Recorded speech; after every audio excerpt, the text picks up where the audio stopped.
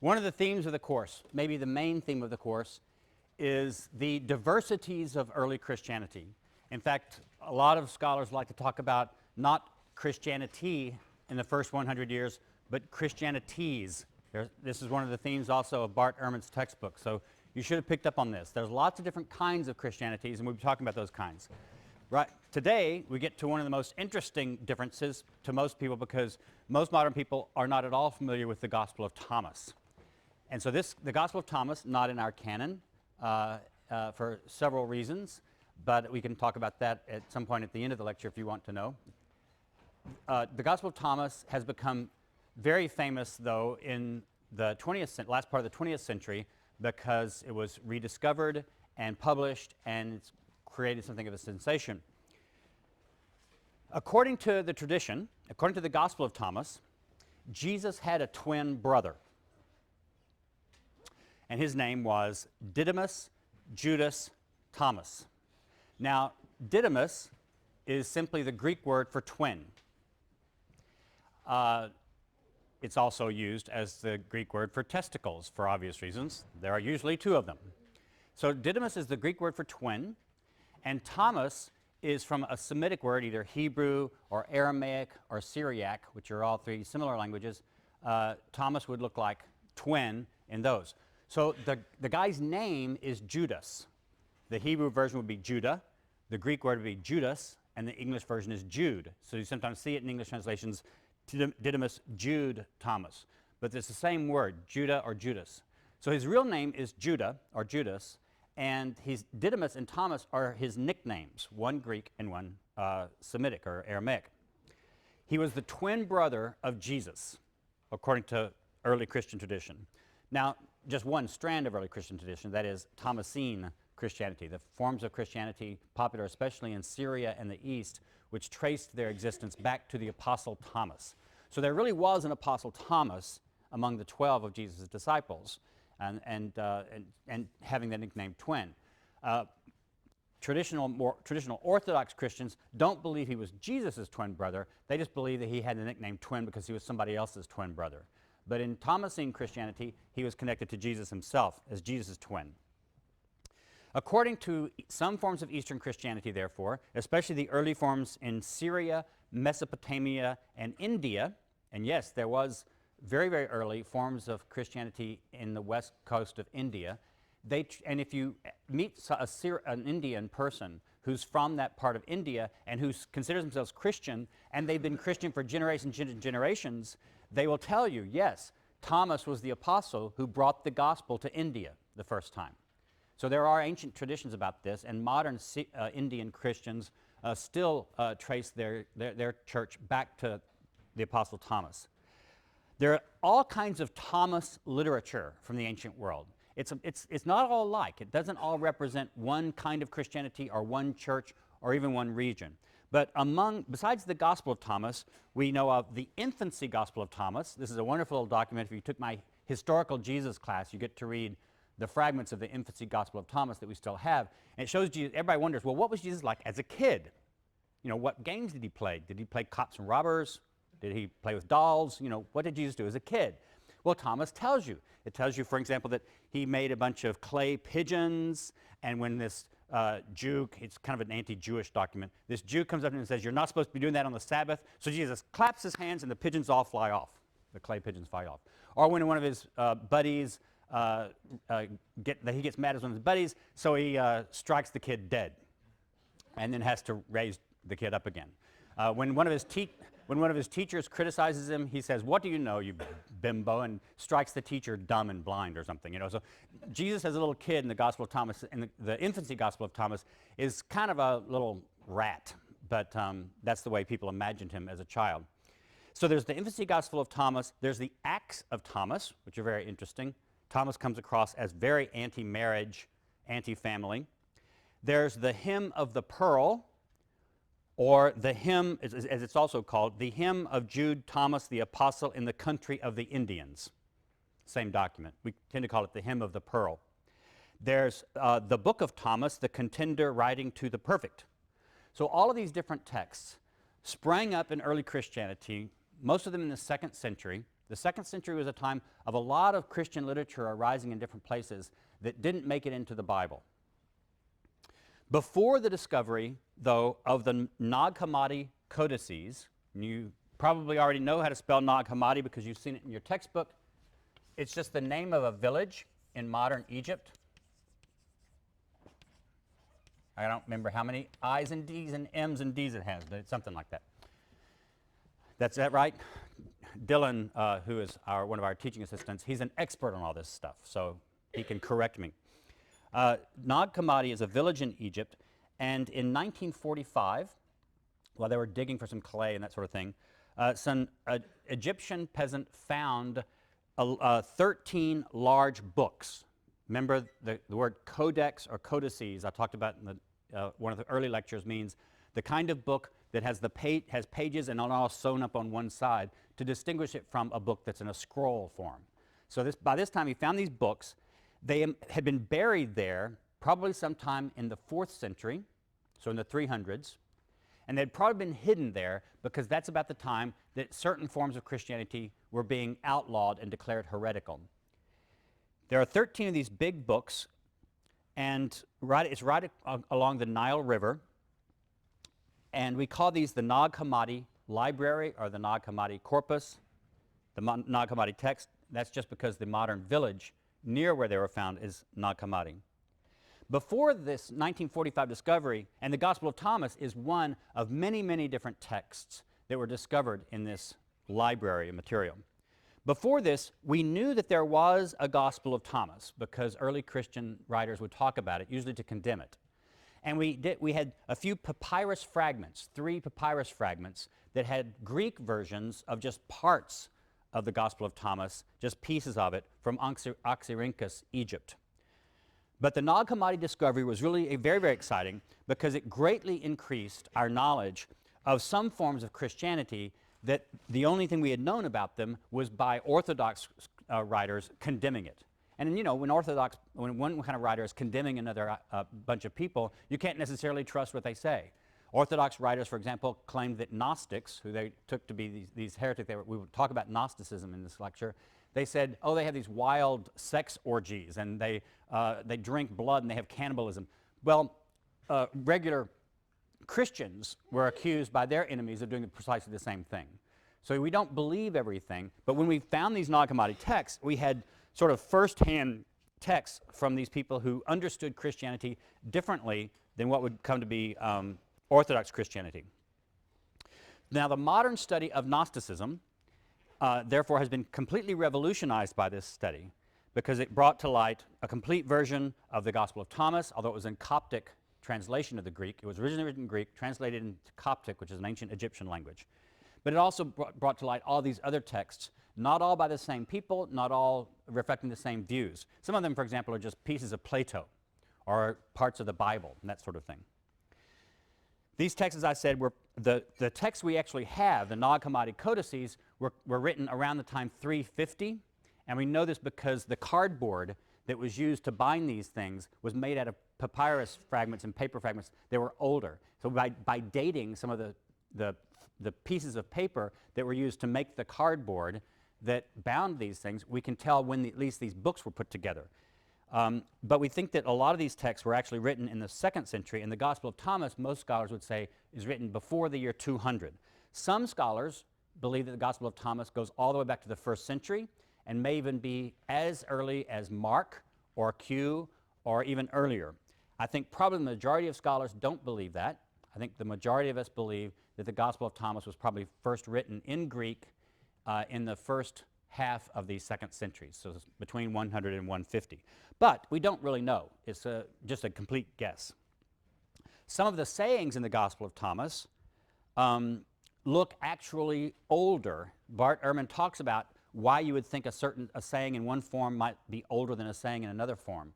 And that's debatable, but some of us, if we just compare the sayings side by side, those in the Gospel of Thomas, to some people would say, well, this looks actually like an older version of this saying of Jesus, or an older version of a parable of Jesus that we find in Matthew or Mark. And so some people have said, even if the Gospel of Thomas itself comes from the 2nd century, it may well contain what are more ancient versions of sayings of Jesus.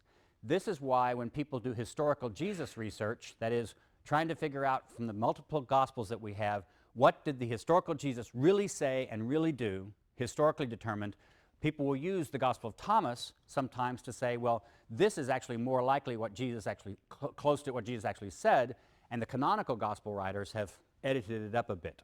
So it's very debatable about that, but that's part of the value of the Gospel of Thomas, is that for a lot of scholars, we believe it takes us back at least to close to the time of Jesus in some of its sayings, but not necessarily in all of its sayings. There are 114 sayings, as you by now know, in the Gospel of Thomas, and as I said last time, scholars like to use 2-bit words when 1-bit words would do just as well. So instead of calling these sayings, you will often see them called logia. That's the plural. Logion is the singular. Logion is just Greek for a saying. So logia is just Greek for sayings. So often in scholarship, in your textbook, sometimes it'll say Logion 114 from the Gospel of Thomas. And that just means saying 114.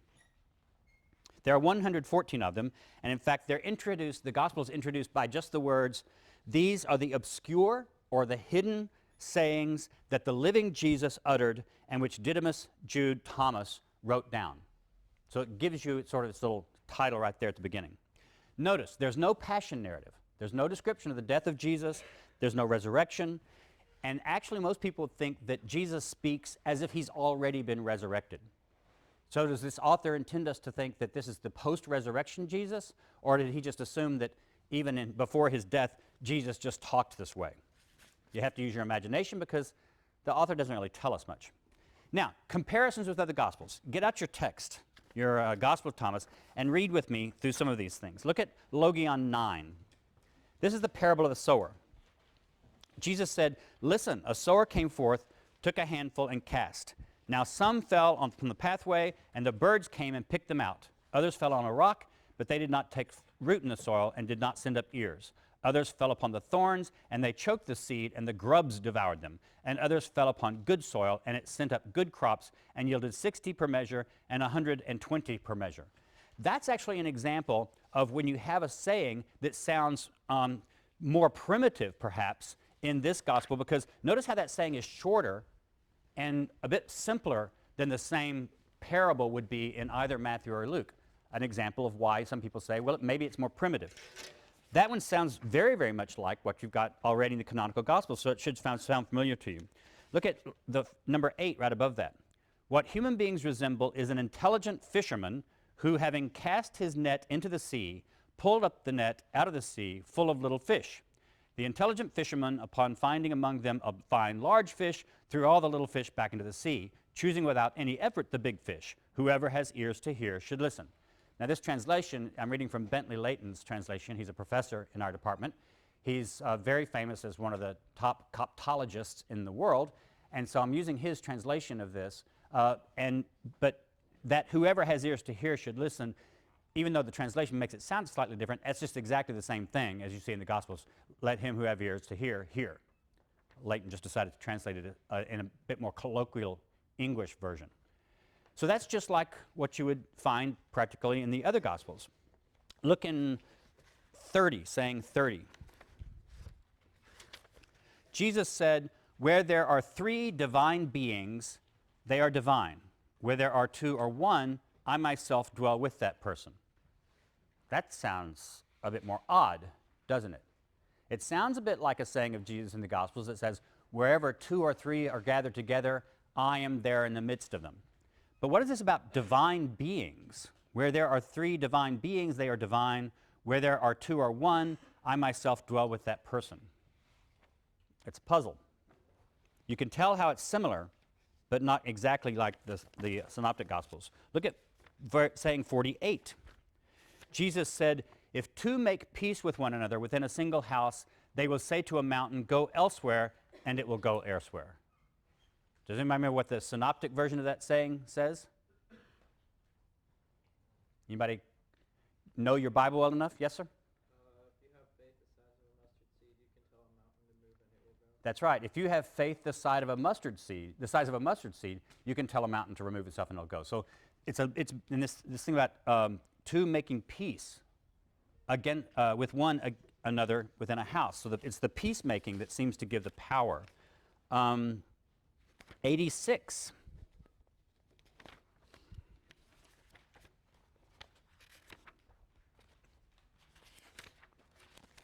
Jesus said, "Foxes have their dens, and birds have their nests, but the Son of Man has nowhere to lay his head and gain repose."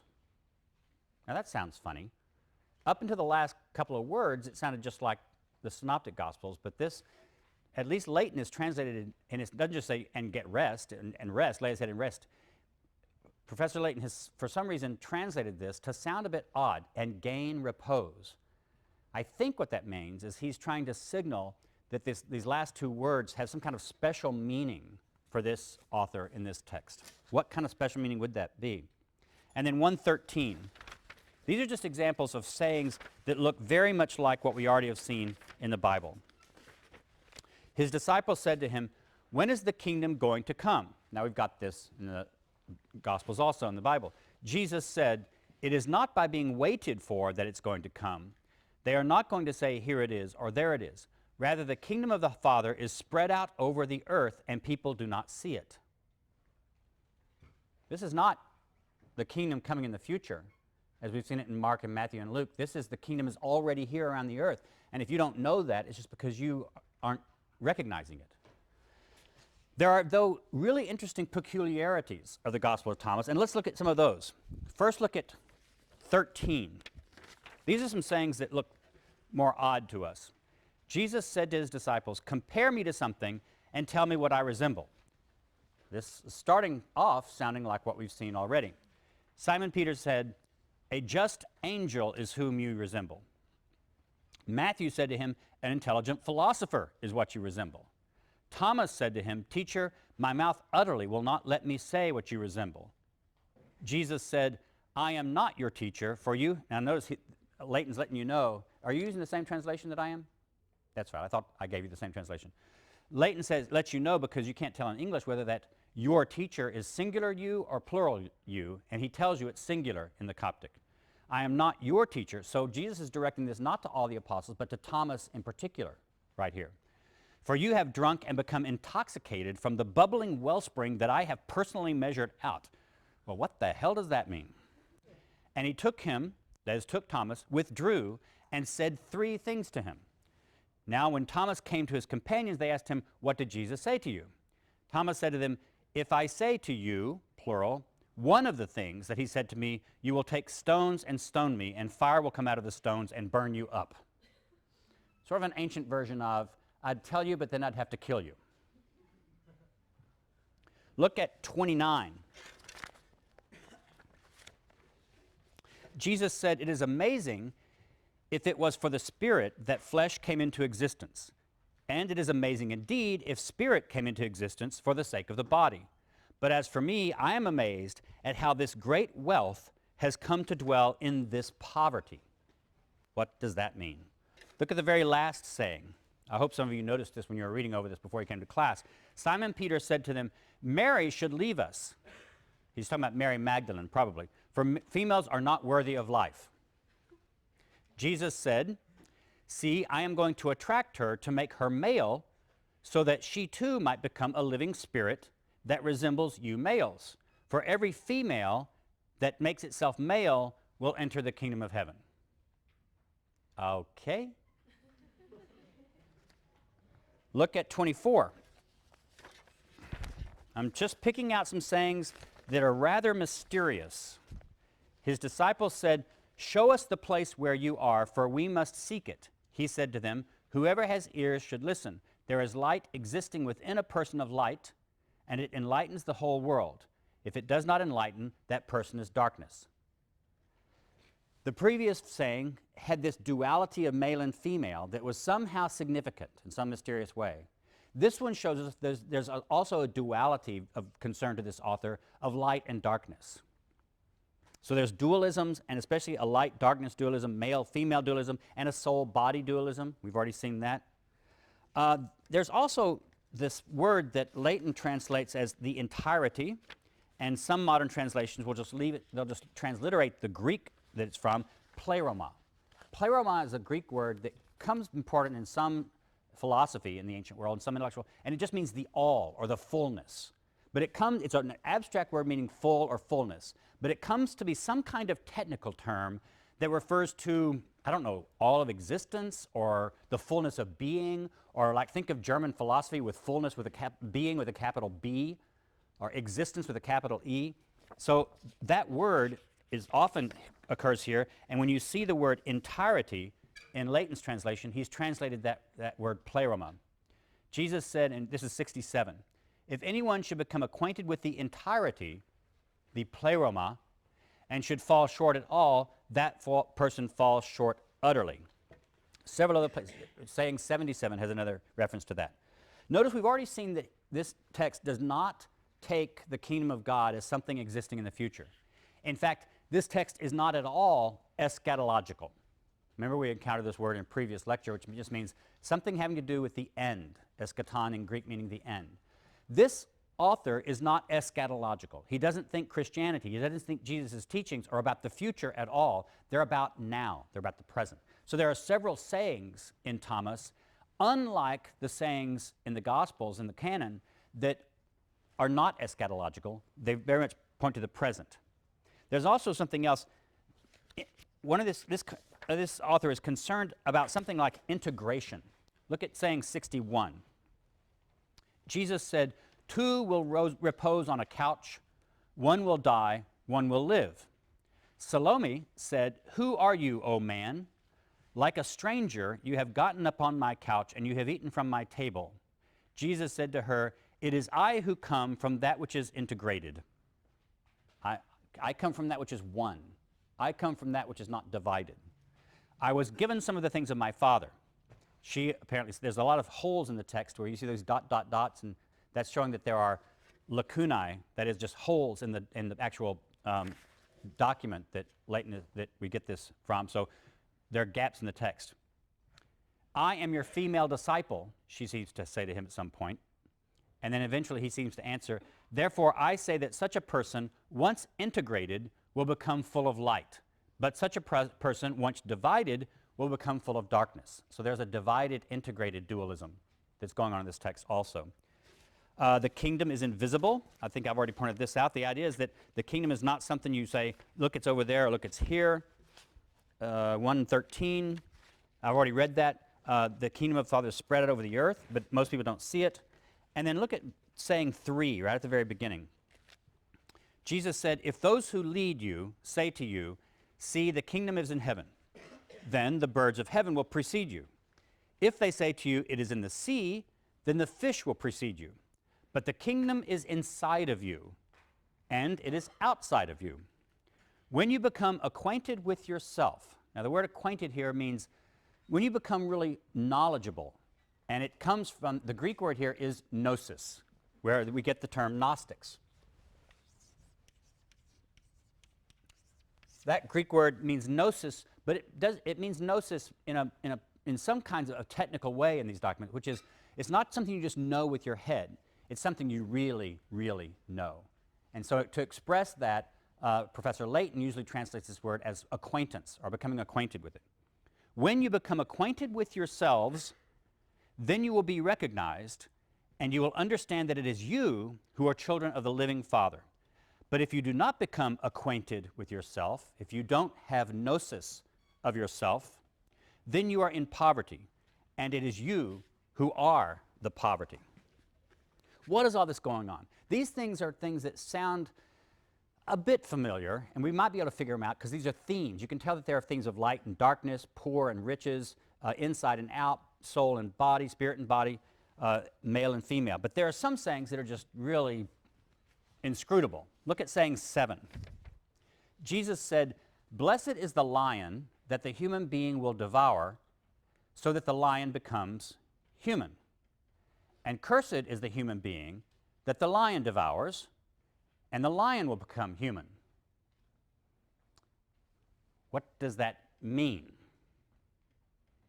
I have no clue. And that's really honest. Look at 15.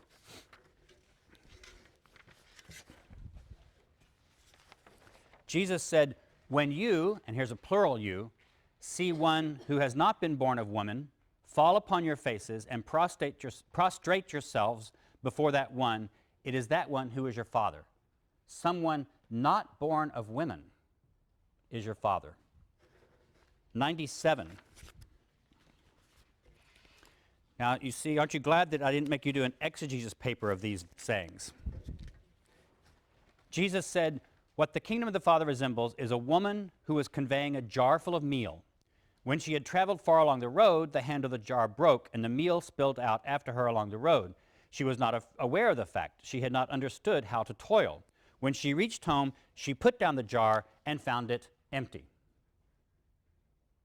How profound, Jesus. She lost her meal, and she found her jar empty when she got home. Okay. 98, right below that. Jesus said, what the kingdom of the Father resembles is a man who wanted to assassinate a member of court. At home, he drew the dagger and stabbed it into the wall in order to know whether his hand would be firm. Next, he murdered the member of court. That's what the kingdom is like. Now you know exactly what the kingdom is like, right? 105. Jesus said, whoever is acquainted with the father and the mother will be called the offspring of a prostitute. All right, what's going on here? This document has caused, and still causes, all kinds of debate among scholars. You could go online right now and you will see tons and tons and tons of stuff written about the Gospel of Thomas, some by real scholars and intelligent, wise people like me, although I've actually never written about the Gospel of Thomas because I don't want to get in that mess. But I have good scholarly friends who publish on the Gospel of Thomas and argue their theories. Others by just absolute kooks who are using the Gospel of Thomas for all kind of experimental spirituality and religion and, mind stuff. I'm trying to watch my language. So, but then you'll also have, even if you took very reputable scholars, you will have wide differences of opinion. And one of the big differences of opinion right now, when the Gospel of Thomas first became published, people are sort of talking about it as, oh, this is a Gnostic gospel. It represents a form of Gnosticism, which I'll explain in a moment.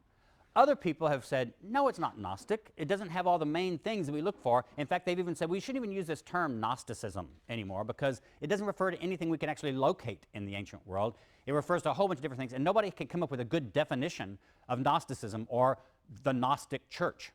So scholars right now, some scholars will say, let's get rid of the term entirely and call it something else, whatever it is this thing is. Others continue to use the term. Bart Ehrman wrote your textbook, if you'll notice. He goes ahead and sort of takes the Gospel of Thomas as representing some kind of Gnosticism, but maybe not all of whatever would be called Gnosticism, and he admits that there's a big debate. Now I'm going to, a little bit of terminology. I've already told you what the term Gnostic comes from, this word gnosis. And the word Gnostikos was used by some people in the ancient world to refer to themselves, but they didn't necessarily mean by that they were in some kind of sect called Gnosticism. For example, Clement of Alexandria, who wrote around the year 200, a very famous early Christian scholar, considered by later Christianity to be perfectly orthodox. He talked about Gnostic Christians and thought he was himself a Gnostic Christian. And what he meant by that apparently was just that he was one of the more knowledgeable. He was one of the more wise Christians. He was in the know.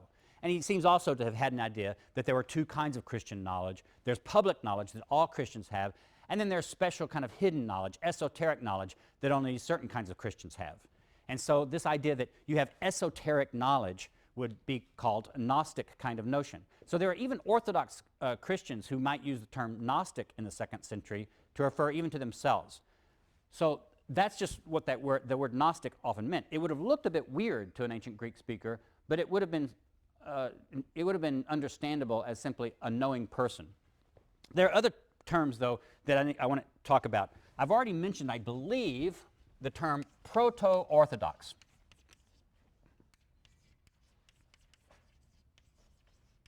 The word orthodox, of course, just means right thinking, right opinion. Ortho, from Greek, right, or true, or correct, or straight. Doxa, meaning opinion or thoughts, or then it comes to mean doctrine, too. The problem with using the word orthodox is that the opposite of orthodox is usually heresy.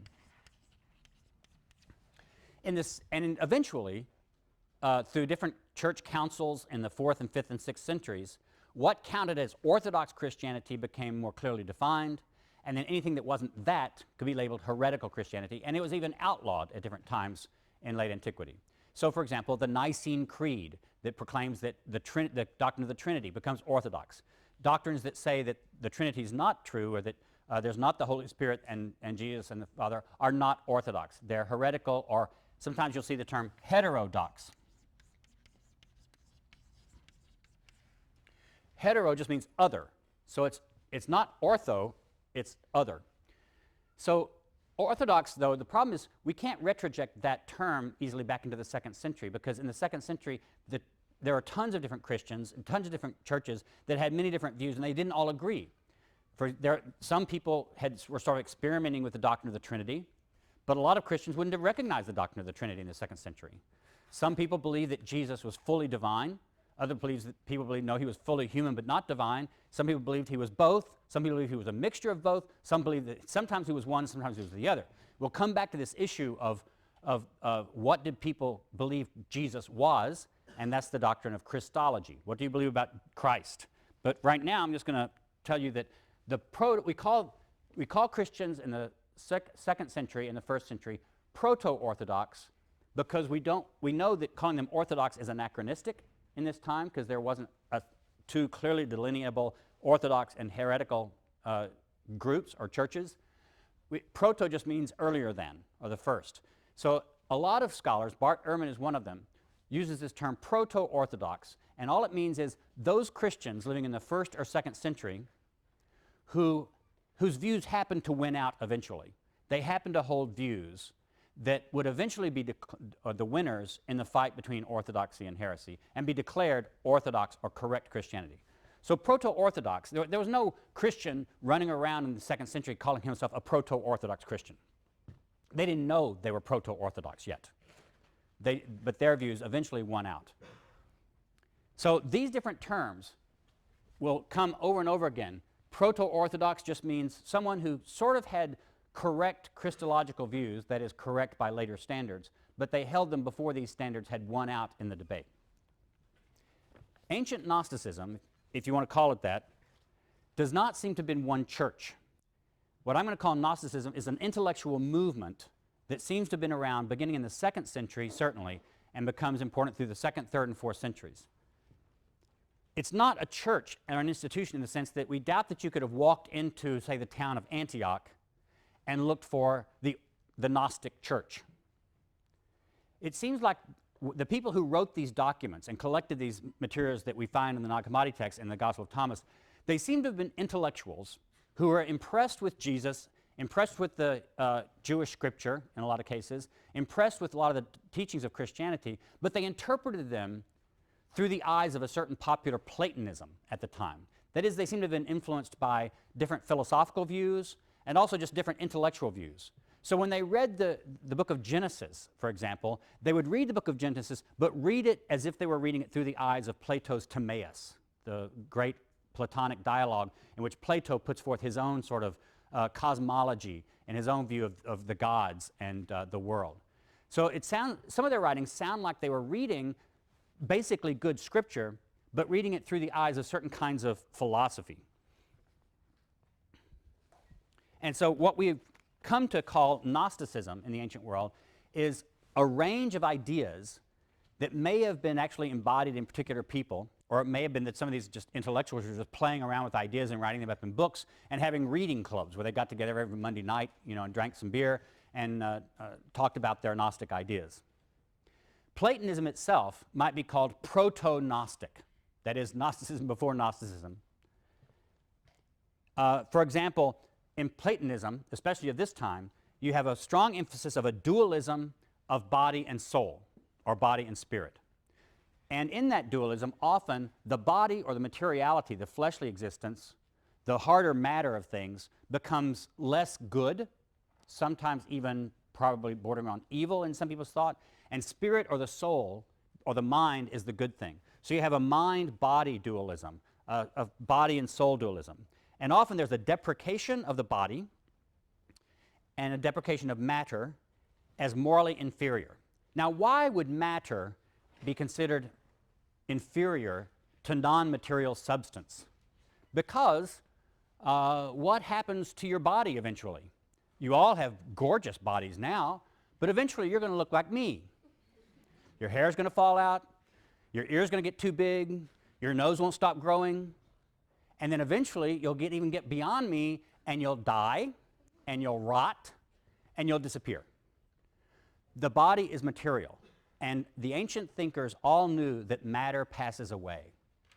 Anything that is material is going to pass away and be destroyed and be gone. But things that are not material, like ideas, an idea, the great thing about an idea is that it never need die.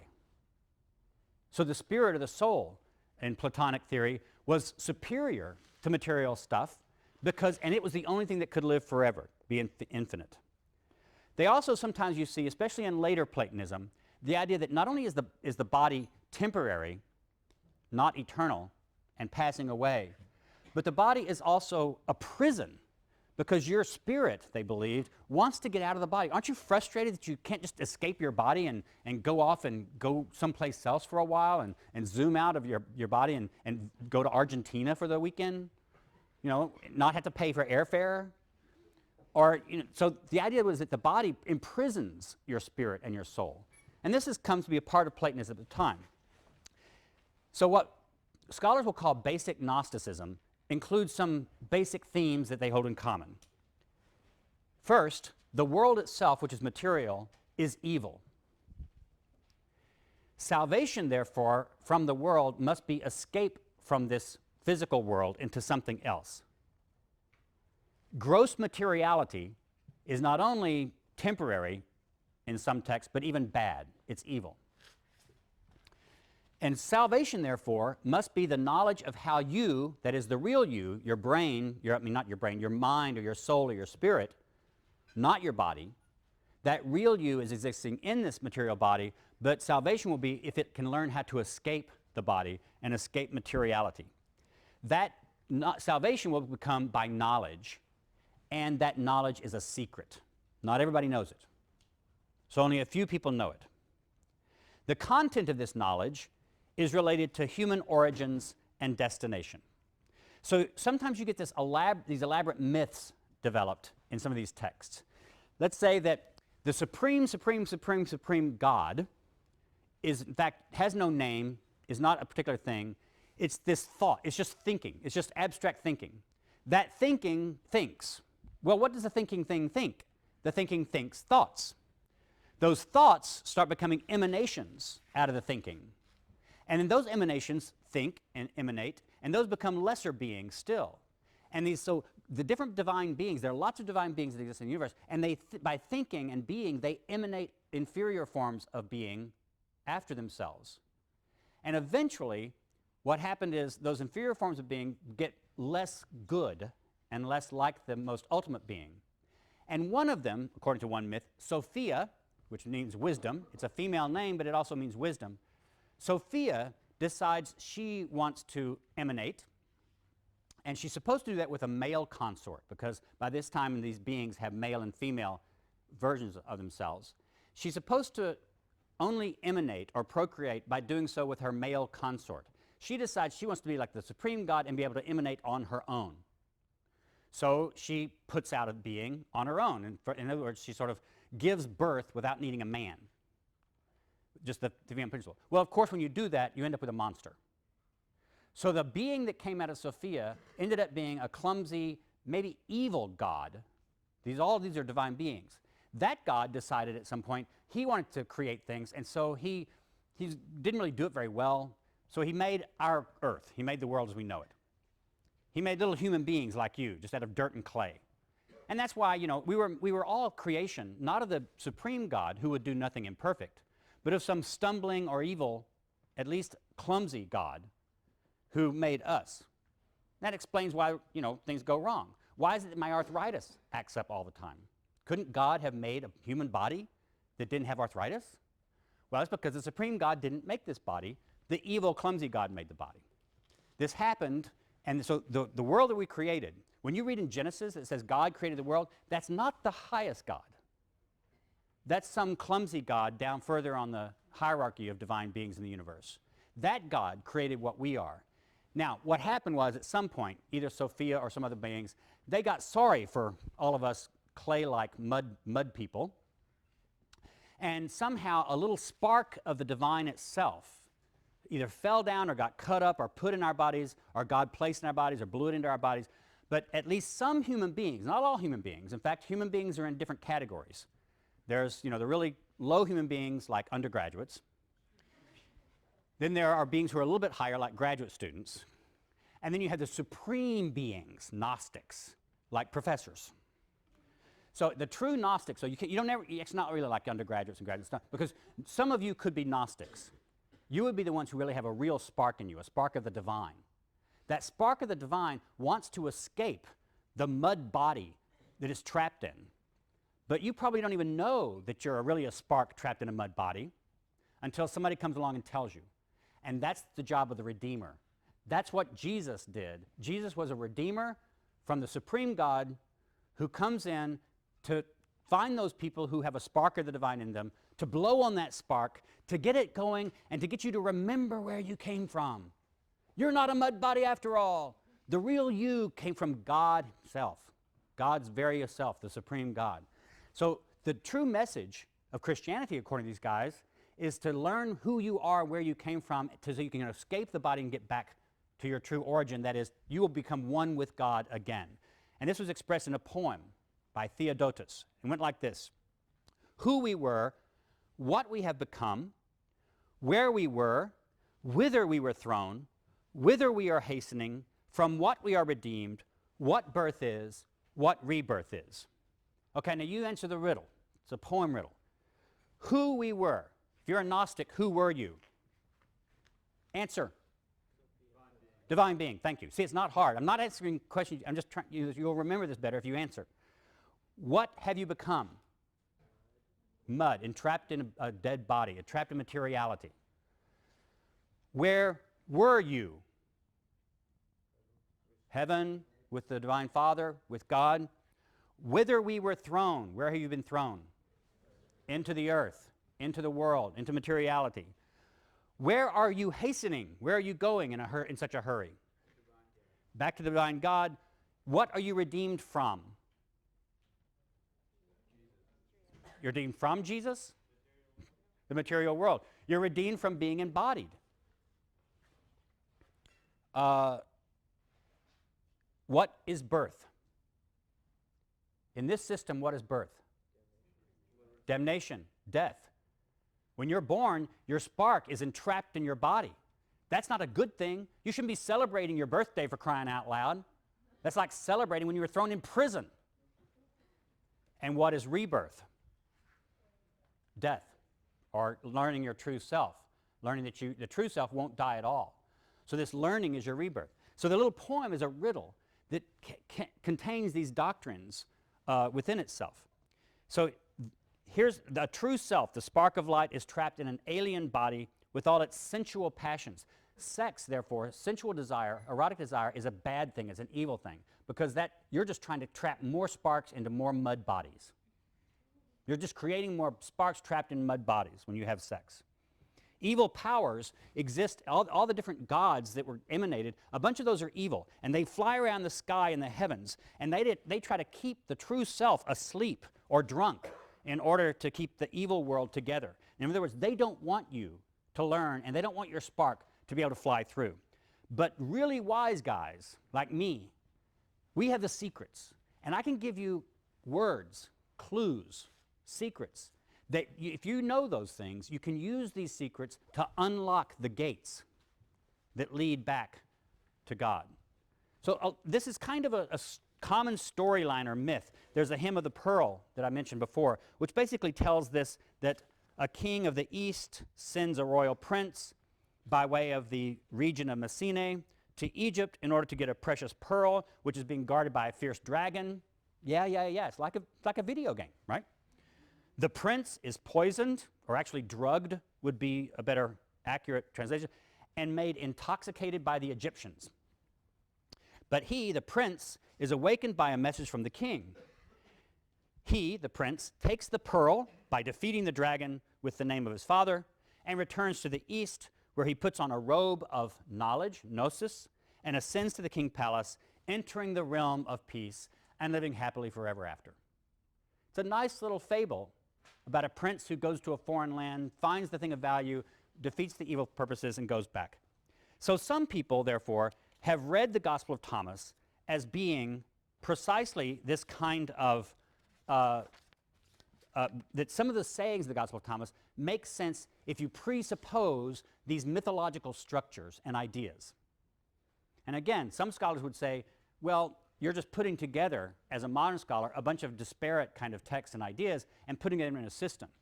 Well, yes, that's where I disagree with some people, because I want to say, I believe that there's enough commonalities between enough documents that we can say that there were people who had these kinds of common ideas. And this basic structure that I've called the Gnostic structure, the Gnostic myth, certainly influenced ancient writings of some sort, and there was some kinds of Christianity that were heavily influenced by this. So, for example, look back to Thomas for our last closing minutes, and let's read some of these sayings that sound puzzling to us. And if we assume this myth, maybe we'll read them differently. Look at 21. Mary said to Jesus, "What do your disciples resemble?" He said, "What they resemble is children living in a plot of land that is not theirs. When the owners of the land come, they will say, 'Surrender our land to us.' They, for their part, strip naked in their presence in order to give it back to them, and they give them back their land." It could be an allegory. Who are the owners of the land? The evil powers that rule the earth. Who are the children? Who are the real disciples of Jesus? Those people who know enough to say, when the earth is demanded of you, when your body is demanded of you by these evil powers, give it up. Just give it. It's not valuable anyway. Look at 24. His disciples said, "Show us the place where you are, for we must seek it." He said to them, "Whoever has ears should listen. There is a light existing within a person of light, and it enlightens the whole world. If it does not enlighten, that person is darkness." Remember how I said some people are just dark people? They're just mud people. But some people have a light in them, and what it means to become a true Gnostic is to learn that you are one who has that light. 37. His disciples said, "When will you be shown forth to us, and when shall we behold you?"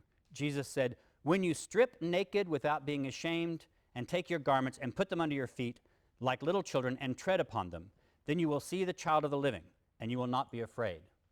Okay, what's the Gnostic interpretation of that? Stripping the material world off yourself. When you strip your soul, your spark of the body, when you realize that it's not the real you, and you come to know the real you, that's what's going to happen. 56. Jesus said, "Whoever has become acquainted with the world has found a corpse, and the world is not worthy of the one who has found the corpse."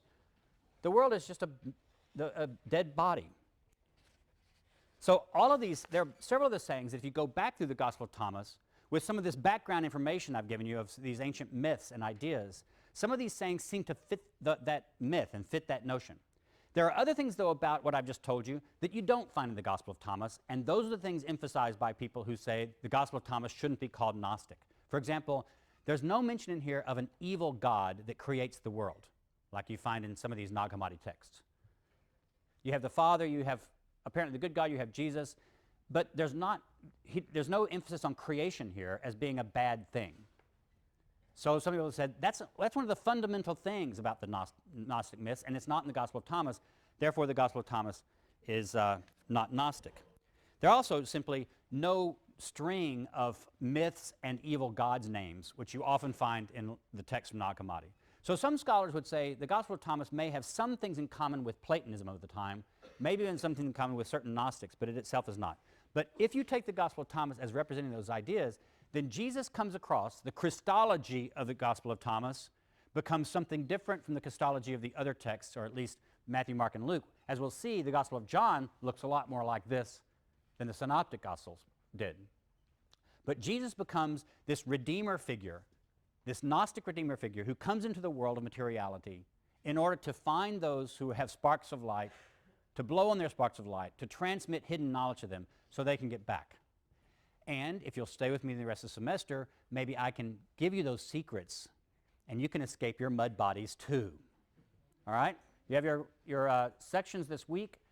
By tomorrow, they'll be up online at the classes server, the different instructions for the rest of the sections, and you'll need to look at that because at your section on Thursday or Friday, you'll need to choose which day and which topic you'll do your paper for.